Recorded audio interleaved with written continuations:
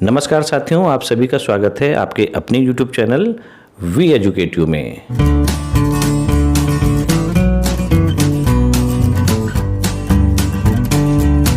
साथियों, आज के वीडियो में ओल्ड पेंशन स्कीम के मुद्दे को लेकर एक और लाइव डिबेट के कुछ अंश हम आपको दिखाना चाहेंगे, जिसमें देश के सच्चे जाने माने ईमानदार पत्रकार श्री संदीप चौधरी जी के द्वारा जब कांग्रेस पार्टी प्रवक्ता और भारतीय जनता पार्टी के प्रवक्ताओं से तीखे सवाल पूछे गए। लेकिन इस वीडियो को देखने से पहले हमारा सभी साथियों से निवेदन रहेगा कि कृपया ओल्ड पेंशन स्कीम के मुद्दे को लेकर हमेशा की तरह गंभीर रहे और हमारे इस चैनल को सब्सक्राइब करके अवश्य रखें। साथ ही बेल आइकन के ऑल में जाके भी क्लिक करें ताकि आने वाले जितने भी अपकमिंग वीडियोज हैं उनकी नोटिफिकेशन आपको सबसे पहले मिल पाए और आप उन महत्वपूर्ण वीडियोस का लाभ उठा पाए। चलिए वीडियो स्टार्ट करते हैं और इस लाइव डिबेट के कुछ महत्वपूर्ण अंश हम आपको दिखाने का प्रयास करते हैं। तो अपराजिता, जब राज्यों को एनपीएस का फंड मिल नहीं सकता, यह करार है कर्मचारी और एनपीएस ट्रस्ट के बीच, रिटायरमेंट के वक्त ही पैसा मिलेगा, तो ये हरियाणा में किस बात की उच्च स्तरीय समिति का गठन कर दिया है जिसकी पहली बैठक 3 मार्च को होगी मनोहर लाल खट्टर ने? आप सबको मेरा नमस्कार। देश का हित हम सबकी सर्वोच्च प्राथमिकता होनी चाहिए और कुछ ऐसे विषय होते हैं जिनका राजनीतिकरण न किया जाए तो बेहतर है। और जब मैं देश के हित की बात करती हूं तो देश का आर्थिक स्वास्थ्य निश्चित तौर पर दृष्टि में आता है। आदरणीय मैडम सीतारमन को हम सब ने सुना, जैसे हम घर चलाते हैं उन्हें देश चलाना है। 2004 में नेशनल पेंशन स्कीम आई है, एनडीए की सरकार थी। और मैं कह दूं, जब किसी स्कीम को, किसी योजना को हम कार्यान्वित करते हैं तो उसके पहले बहुत विश्लेषण, बहुत विचारों की समीक्षा होती है और उसके बाद एक निर्णय लिया जाता है। मैं 3 उदाहरण आपके समक्ष रखना चाहूंगी, 3 तरह के वक्तव्य, उसके बाद चर्चा हो तो बेहतर होगा।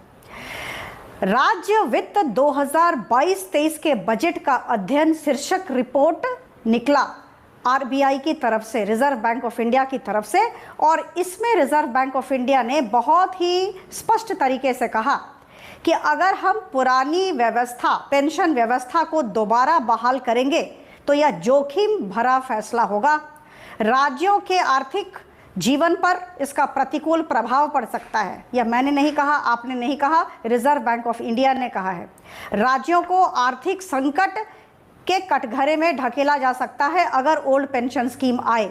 दूसरा मैं कह दूं, मोंटेक सिंह अहलूवालिया, मुझे लगता है अभय जी जानते हैं, Montek Singh Ahluwalia erstwhile planning commission के साथ बहुत दिन तक जुड़े रहे, आप सब जानते हैं। उन्होंने कहा था, उनका वक्तव्य ओपीएस को फिर शुरू करने को बड़ी रेवड़ी बताने जैसा होगा। उनके शब्द हैं, ओपीएस को फिर शुरू करना बड़ी रेवड़ी बताने जैसा होगा। और तीसरा मैं कह दूं, centre for monitoring Indian economy, मुझे लगता है इस संस्था के विषय में हम सबको ज्ञात है। उसने कहा है राज्यों के अपने राजस्व में पेंशन खर्च लगातार बढ़ता जा रहा है। देखिए, इस बात को मानना पड़ेगा। 1986-87 में करीबन जितना भी राजस्व, जितना भी खर्च होता था राज्यों की तरफ से, 8.7% पेंशन पर खर्च होता था। लेकिन अभी 2021 की बात है, centre for monitoring Indian economy का रिपोर्ट है, 25.9%, मतलब 26% पेंशन पर खर्च हो रहा है। और इसकी वजह से राज्यों पर आर्थिक बोझ बढ़ता जा रहा है। आपने 3 बहुत ही बेहतरीन उदाहरण दिए। अपराजिता, आप, मैं थोड़ा रोकता हूं आपको। आपने 3 बहुत समझकर हमें नहीं, फेयर पॉइंट लेने होते हैं। आपने 3 बहुत ही बेहतरीन उदाहरण दिए और मैं बल्कि आपका शुक्रिया अदा करूंगा। कम से कम आपने और अपने सहयोगियों को भी, बाकी जो राष्ट्रीय प्रवक्ता है उन्हें कहिएगा, आपने आज अच्छा लगा कि सीएमआई को कोट किया, क्योंकि जब सीएमआई की बेरोजगारी दर की रिपोर्ट आती है तो उसे आपके सहयोगी धता बताने में सबसे आगे रहते हैं कि ये सीएमआई कहाँ की चिड़िया है। कम से कम आपने सीएमआई की रिपोर्ट को गंभीरता से लिया। पर मेरा सवाल ये है, आपने शब्द इस्तेमाल किया देश हित की बात कर रही हैं वित्त मंत्री, तो मनोहर लाल खट्टर या एकनाथ शिंदे और देवेंद्र फडणवीस, आपके वरिष्ठ नेता, जब कहते हैं नॉट नेगेटिव ऑन ओपीएस, क्या वो देश हित की बात नहीं कर रहे? देखिए, मैंने कहा कि मैं किसी भी राज्य के मुख्यमंत्री के विचारों के विषय में चर्चा करने नहीं बैठी हूं। जो देश के हित में है वह होना चाहिए। वित्त मंत्री ने कहा है, मैं उसका भरपूर समर्थन करती हूं। और मैं कह दूं कि जब भी इस तरह के निर्णय लिए जाते हैं, केंद्र सरकार की तरफ से कुछ निर्णय लिए जाते हैं, तो उसके पहले उसके पीछे बहुत होमवर्क होता है। और आर्थिक स्वास्थ्य देश का मुझे लगता है देश के हित में है, और यह हम सबकी सबसे बड़ी अगर देश प्राथमिकता के है। आर्थिक स्वास्थ्य की बात है, एक मिनट सुनिए ना, है देश के आर्थिक स्वास्थ्य की बात है, राज्यों के कर्जों का बड़ा जिक्र होता है। अपराजिता, 2014 में देश पर, केंद्र सरकार पर कितना कर्ज था? 52 लाख करोड़। अब वो कितना हो गया है? 147 लाख करोड़ कि नहीं? राज्यों के कर्ज की बात की जाती है। जन कल्याण, जनहित सिर्फ केंद्र सरकार करती है, राज्य सरकारों की कोई जिम्मेदारी नहीं। देखिए, मैं कह दूं, आदरणीय निर्मला सीतारमण जी को हम सबने सुना। उन्होंने बहुत ही स्पष्ट शब्दों में कहा, जो एनपीएस का कॉर्पस है उससे राज्य पैसा न निकाले, कोई भी राज्य हो। उन्होंने 28 राज्यों की बात कही है और सारे यूनियन केंद्र शासित प्रदेशों की भी बात कही है। तो मेरा ये कहना है कि इस कॉर्पस से पैसा नहीं निकाला जा सकता, लेकिन उन्होंने मना नहीं किया है। अगर कोई राज्य करना चाहता है, 1 अप्रैल 2022 से राजस्थान ने किया, किसने मना किया? लेकिन कहना बस यह है कि पर उनके 35,000 करोड़ तो कॉर्पस में पड़े हुए हैं। ये कंट्रीब्यूटर्स का पैसा, ये सब्सक्राइबर्स का पैसा है, और जो नियम है उसे तो हम सबको मानना। अच्छा, अब ये बताइए नियम क्या, क्योंकि आप आईएएस अधिकारी भी रही हैं। एक मिनट मैम, आप आईएएस अधिकारी भी रही हैं। अब ये बात बिल्कुल ठीक है और सरकार सही कह रही है कि ये करार हुआ एक सरकारी कर्मचारी और एनपीएस ट्रस्ट में। फर्ज कीजिए मैं एक सरकारी कर्मचारी हूं, मैं एनपीएस में था, मेरा जो भी एक रकम मेरी उस ट्रस्ट में है, मैं कहता हूं भाई मैं निकालना चाहता हूं, दे दीजिए मेरा पैसा वापस। तो वो पैसा भी कहां मिलेगा? 25% से ऊपर मेरा योगदान, उतना निकाल सकता हूं एक बार में, कुल मिलाकर 3 बार। अगर पूरा निकालना भी है, उसमें भी खास बात क्या है, अगर मैंने 10 साल की सर्विस कर ली, 5-10, एक मिनट सुनिए, देखिए दर्शकों को भी समझ में आ जाए। आप पूरा पैसा निकाल भी सकते हैं। लॉक इन पीरियड 10 साल से 5 साल कर दिया, बट 5 साल में मैं तब निकाल पाऊंगा provided there is no employer employee relationship. यानी कि सेल्फ एम्प्लॉयड जो लोग हैं, फिक्स टर्म एम्प्लॉई या कॉन्ट्रैक्ट पे कि मैं 2 साल 3 साल 4 साल ही काम किया, तो पैसे निकाल पाऊंगा। अगर मैं सरकारी कर्मचारी हूं, मैं तो सरकार का मुलाजिम हूं, तो वो लॉक इन पीरियड मेरे ऊपर लागू नहीं होता, तो मैं इंतजार करूंगा 60 साल तक। भाई मेरा पैसा है, मैं वापस चाहता हूं, दे दीजिए। नहीं, देखिए जो नियम है उसे मानना पड़ेगा। नियम इंसान के लिए ही बनते हैं, नागरिकों के लिए। मना नहीं किया कि वो पैसा ना निकाले, मैं बता रही हूं। देखिए, देश के हित को ध्यान में रखना होगा, देश की आर्थिक अवस्था को ध्यान में रखना होगा। हमें घर चलाना है, हमें देश चलाना है। और पैसा मेरा है, मैं वापस चाह रहा हूं। जो 2004 मुझे मेरी राज्य सरकार कह रही है पुरानी पेंशन। किसने मना किया? हाँ, तो मेरे पैसे वापस दे दीजिए। किसने मना किया? मना तो किया जा रहा है ना, नहीं मिलेंगे ना मुझे पैसे। स्कीम लागू करना है तो राज्य, अगर ओल्ड पेंशन स्कीम लागू करना है तो अपने स्टेट बजट से दे दें, लेकिन अगर एनपीएस में आना है तो वो जो नियम नहीं, मैं एनपीएस में नहीं आना चाहता अपराजिता, मैं निकलना चाहता हूँ। मेरे पैसे क्यों नहीं मिलेंगे मुझे? ब्रह्म वाक्य थोड़ा होता है, कोई भगवान ने कानून थोड़ा बनाया है, इंसान बनाते हैं इंसानों के लिए, और आपकी सरकार तो कानून बदलने में माहिर है। देखिए, ओल्ड पेंशन स्कीम में अगर जाना चाहते हैं तो स्टेट अपने बजट से दे दे, किसने मना नहीं किया। लेकिन जहां तक यहां का सवाल है, वो आपने 25% की बात कही, बहुत सही, आप निकाल सकते हैं। लेकिन रिटायरमेंट के बाद 60% और 40% की बात। भाई 2005 में अगर मैं सरकारी कर्मचारी बना, 18 साल से मेरे पैसे कट रहे थे और मंथली पेंशन मिलेगा, तो मैं वो 18 साल की अपनी जमा जोखू वापस चाहता हूं, उसे क्यों रोका जा रहा है? देखिए, 5 साल लॉक इन पीरियड है, ये हमें पता है। हाँ। आप एनरोल हुए, 5 साल तक का लॉक इन पीरियड है, इसे तो हमें मानना पड़ेगा। बिल्कुल। और मैं कह दूं आपको कि ये कॉर्पस जो है एनपीएस, ये उनका ही पैसा है, ये सब्सक्राइबर्स का पैसा है। और बहुत अच्छी बात हमारी मैडम ने कहा, आज वित्त मंत्री ने कहा, उन्होंने कहा कि भाई हम कौन होते, तो लॉ है, she use this word law. और जहां तक लॉ की बात है तो मुझे लगता है मानना पड़ेगा। नीति आयोग ने बिल्कुल ठीक बात है, कानून है, पर कानून तो खैर बदले जा सकते हैं। अगर लॉ है, नीति आयोग ने कहा, नहीं नीति आयोग, आरबीआई, नीति आयोग, मैं कह दूं, हाँ, मुझे 20 सेकंड मुझे बोलने दें। प्लीज। नीति आयोग ने, वर्तमान के नीति आयोग ने कहा, let's not go to the baggage of the past. Baggage of the past को छोड़ दीजिए, नीति आयोग ने कहा, अध्ययन करके कहा, क्योंकि यह देश के हित में है। तो देश के हित में है तो फौज में पुरानी पेंशन योजना क्यों लागू है? अब अर्धसैनिक बलों के लिए भी लागू हो जाएगी। आप जैसे सांसद विधायकों पर पुरानी पेंशन योजना क्यों लागू है? देखिए, हमने कहा 2004 में यह लागू किया गया है, एनडीए की सरकार ने लागू किया है, और अभी वित्त मंत्री महोदया को हमने सुना और उन्होंने इस तरह की बातचीत कही है। यह केंद्र सरकार का निर्णय है और फौज में क्यों नहीं लागू है? सरकार निर्णय लेती है, फौज मैं में पुनरावृत्ति करूंगी। बहुत पुरानी बहुत पेंशन योजना भी परिपक्वता के लागू साथ है। करती अग्निवीर में 4 साल बाद पेंशन ना देने का भी प्रावधान हो गया है। मतलब ये कमाल का विरोधाभास है। उस विषय पर किसी भी तरह की टिप्पणी देना मेरी तरफ से मेरी अपरिपक्वता होगी, लेकिन मैं निश्चित तौर पर कहूंगी कि यह जो सरकार है, आदरणीय प्रधानमंत्री मोदी जी की सरकार, यह सुधार और संस्कार पर विश्वास करती है और पॉपुलिस्ट मेजर्स पर विश्वास नहीं करती है। यह तो तुष्टीकरण की सुधार और राजनीति से दूर संस्कार रहती है, के किसी खिलाफ भी है तरह का देवेंद्र फडणवीस और मनोहर लाल खट्टर। सुधार संस्कार के खिलाफ दूरदर्शिता है। के साथ हम काम करते हैं। सुधार संस्कार के खिलाफ हैं देवेंद्र फडणवीस और मनोहर लाल खट्टर।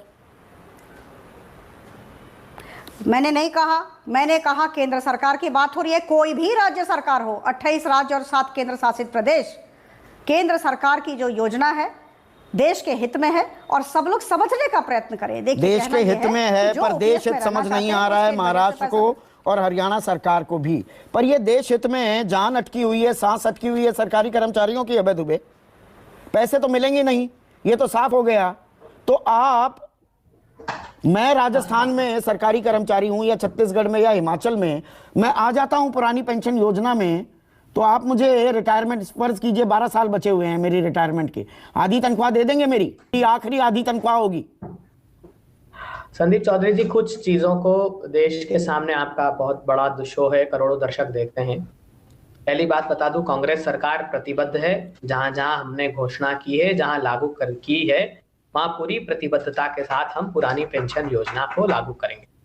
हमारे मुख्यमंत्रियों ने एक सवाल पूछा जिसका जवाब नहीं दिया निर्मला सीतारमण जी ने। उन्होंने पूछा कि एनपीएस का पैसा क्या अदानी जी की कंपनियों में लगा दिया है जो आप देश को नहीं देना चाहते? बताइए। एक और खुलासा होना चाहिए। देखिए, 2004 के बाद 2005 से जिन लोगों ने इस एनपीएस को ऑप्ट किया है वो 28 से 30 साल बाद रिटायर होंगे। मतलब जो अगर आज वो ओपीएस को ज्वाइन कर भी लेते हैं तो उनको भुगतान 2035 के आसपास करना पड़ेगा। बिल्कुल तो जो झूठ परोसा जा रहा है कि स्टेट्स बर्बाद हो जाएगी, उस पर साफ बात हो जानी चाहिए। अब 2024 में निर्मला सीतारमण जी नहीं, यहाँ रोकूंगा 1 मिनट अभय भाई। मतलब बर्बाद हो जाएंगे तो बर्बादी की तैयारी करेंगे, 2035 में पूरा बर्बाद करेंगे। अभी कुछ नहीं हो रहा, कर्जे का घी लीजिए, पी लीजिए। बहुत अच्छा सवाल आपने पूछा। देखिए, 7 शेड्यूल में स्टेट लिस्ट में ये राज्यों का अधिकार है पेंशन। आपको क्या लगता है कि देश के सभी राज्य इससे बाहर हो गए? वेस्ट बंगाल अभी इसमें है, त्रिपुरा अभी इसमें है, केरला ने 2013 में छोड़ा, छत्तीसगढ़ ने 2012 में छोड़ा, नॉर्थ ईस्ट की स्टेट्स ने 2010 में इसको छोड़ा। कोई बर्बाद होने वाला नहीं है। ये सब सिर्फ इसलिए कहा जा रहा है कि प्रतिपक्षी दलों की सरकारों को ये सिर्फ बदनाम कर सके। इनके दल क्यों कह रहे हैं? महाराष्ट्र में अभी 4 चुनाव हुए हैं 5 एमएलसी के, 4 बुरी तरह हार गए। देवेंद्र फडणवीस जी अमरावती, उनका खास आदमी था, वो बुरी तरह हारा। नागपुर जहां मुख्यालय आरएसएस का, वहां 3 साल से लगातार हार रहा है और इस बार बहुत बुरी तरह हार रही है। इनको डर लग गया हरियाणा में भी जिस प्रकार प्रदर्शन हुआ। अरे साहब, ये राजनीतिकरण नहीं है, ये मानवीयकरण है। आप सांसद हैं अपराजिता जी, आप कह दीजिए, इस टेलीविजन पर घोषणा कर दीजिए आज कि मैं त्यागती हूं, मैं नई ओल्ड पेंशन स्कीम में कोई पेंशन की हकदार रहूंगी, मेरे सारे सांसद भारतीय जनता पार्टी के जितने विधायक हैं सब त्यागते हैं। क्यों? आपके लिए तो ये मानवीय हो गया, बाकी शासकीय कर्मचारियों के लिए राजनीतिकरण हो गया। हम नहीं, पर राजनीति चमकाने के लिए अर्थव्यवस्था का बेड़ा गर्क करने पर आमादा है क्या आप? ये आरोप है बीजेपी का और वित्त मंत्री का। इसने कहा अरे देखिए तो सही, बैलेंस शीट कहां बर्बाद हो जाएगी आपका? अभी तो आरबीआई ने कहा ओल्ड पेंशन स्कीम मोटे तौर पर सारे राज्यों में चल रही। अभी आरबीआई ने रिपोर्ट दी कि कैपेक्स का इन्वेस्टमेंट राज्यों में लगातार बढ़ रहा है। वो कहां से बढ़ रहा है? पेमेंट कर रहे हैं ना, ओपीएस का पेंशन का पैसा दे रही कि नहीं राज्य सरकार? बताइए कौन सा बर्डन आ गया 2005 के बाद, कितने पर कर्मचारी रिटायर हो मेरे गए? एक मूल बात सवाल तो का बता जवाब नहीं दिया अबे भाई। फर्ज कीजिए और आपने और उसको सरलीकरण कर दिया, वही बात मैं कह रहा था। कोई 2005 में आया स्कीम में, नई नई नौकरी लगी, 18 साल हो गए, 35-36 से पहले वो सेवानिवृत्त नहीं होगा। वो एनपीएस में पैसा डाल चुका है 18 साल, वो राजस्थान में हो, छत्तीसगढ़ में हो, हिमाचल प्रदेश में हो, वो पुरानी पेंशन में आता है तो वो नई पेंशन का जो उसका पैसा है वो मिलेगा नहीं, दोबारा से he will start from the beginning, शुरू से शुरू करेगा। तो वो 12 साल की नौकरी पर आप उसको आखिरी तनख्वाह का आधा दे देंगे पेंशन के तौर पर? क्या आप ये गारंटी दे सकते हैं? बहुत अच्छा सवाल आपने किया। देखिए, मैं सरकारों की तरफ से नहीं कह रहा हूं, मैं जो मेरा जो परसेप्शन है इसको लेकर वो मैं आपको बता रहा हूं। मैं किसी विषय विशेषज्ञता के आधार पर नहीं कह रहा हूं, एक आम नागरिक जो समझ सकता है उस भाषा में बता रहा हूं। देखिए, दो इसके समाधान है। एक तो जो महंगाई के नाम पर प्याज नहीं खाने वाली हमारी वित्त मंत्री है, वो 24 के बाद वित्त मंत्री नहीं रहेंगी, समाधान हो जाएगा। केंद्र में जो सरकार सब लोगों की आएगी वो पैसा राज्यों को दे देगी। एक दूसरा, उन कर्मचारियों को एफिडेविट फाइल अगर कर दें वो कि हम अब एनपीएस में नहीं रहना चाहते हैं, तो राज्यांश जो है, राज्य अपनी तरफ से जो जमा कर रहे हैं आज से ही वो बंद हो जाएगा। जैसे मध्य प्रदेश में 435 करोड़ रुपए जमा करना पड़ रहा है उनको एनपीएस का, वो बंद कर देंगे पर मंथ, वैसे ही सारे स्टेट्स बंद कर देंगे। और उनकी मैच्योरिटी पर जो पैसा मिलेगा वो राज्य सरकार के पास आ जाएगा और ये पैसा उनको पेंशन का 50% राज्य सरकारें देना प्रारंभ कर देगी। ये बहुत सरल और साधारण समाधान है। आप सरकारी कर्मचारी होते, आप इसी तर्क पर खुद भरोसा करते? नहीं, क्यों नहीं करते? ये राज्य सरकार, भाई राज्य सरकार अगर आपको कमिट कर रही है तो पूरी तरह राज्य सरकार पर भरोसा करेंगे ही कर्मचारी, उनके कर्मचारी। आज आपकी सरकार है, कल किसी और की सरकार आ गई, अधर में अटका रहेगा सरकारी कर्मचारी, वही है उसकी जमा जोखू, और कुछ नहीं है उसके पास। देखिए, राज्य सरकार, बुढ़ापे का सहारा यही पेंशन है। मैं तो कह रहा हूं राज्यों का अधिकार है ये, वो कर्मचारी उन लोगों को सत्ता में रहने नहीं देंगे जो कर्मचारियों का, देश के अंतिम पंक्ति में खड़े हुए लोगों का हित करे। 10 लाख करोड़ रुपए धन्ना सेठों के राइट ऑफ कर दोगे, 5,35,000 करोड़ रुपए बैंक फ्रॉडस्टर्स लूट कर भाग जाएंगे, एनसीएलटी में 98% तक के हेयर कट कर दोगे। और यहाँ जब किसानों का सवाल आता है, कर्मचारियों का सवाल आता है तो कहते हैं स्टेट्स बर्बाद हो जाएंगे। अरे राज्य इससे बर्बाद नहीं होंगे। राज्य की आपके कहने से क्या ये पेंशन मिल जाएगी, पुरानी पेंशन मिलेगी भी? ये सवाल है मेरा दूसरा सबसे बड़ा सवाल आज जो मैंने रखा है। 100% कांग्रेस पार्टी की जहां सरकारें हैं और जहां भविष्य में हमारी सरकारें आ रही है, हम प्रतिबद्ध हैं, ओल्ड पेंशन स्कीम हर हाल में लागू करके रखेंगे। जिस प्रकार ये थर-थर कांप रही है महाराष्ट्र और हरियाणा की सरकारें, केंद्र की सरकार भी भयाक्रांत है और ये हरियाणा और महाराष्ट्र की सरकारें थर-थर कांप रही हैं। अर्थव्यवस्था हिमाचल का ही जिक्र कर लेता हूं, क्या वो थर-थर नहीं कांप रही है? ओन टैक्स रेवेन्यू जो है, खुद का राजस्व जो कमाता है हिमाचल, उसका 79.83 लगभग 80% सिर्फ पेंशन देने में जा रहा है। तो संदीप चौधरी जी, डिवैल्यूएशन का पैसा भी आता है, ग्रांट भी आती है, स्टेट से जो कलेक्ट होता है जीएसटी का, अब सिर्फ बजट एक्सपेंडिचर का रह गया है, तो वो केंद्र सरकार नहीं कलेक्ट करती क्या? ये निवेश हमारी, ये तो पिछली सरकारों ने बर्बाद कर दिया हिमाचल प्रदेश को, पिछली सरकार ने। आप देखिएगा हमारे यहाँ बड़े इन्वेस्टमेंट्स होंगे। देखिए, सिर्फ इसी आधार पर सरकारें नहीं चल सकती, निवेश करना होगा और कर्मचारियों का भी ध्यान रखना होगा राज्य सरकार।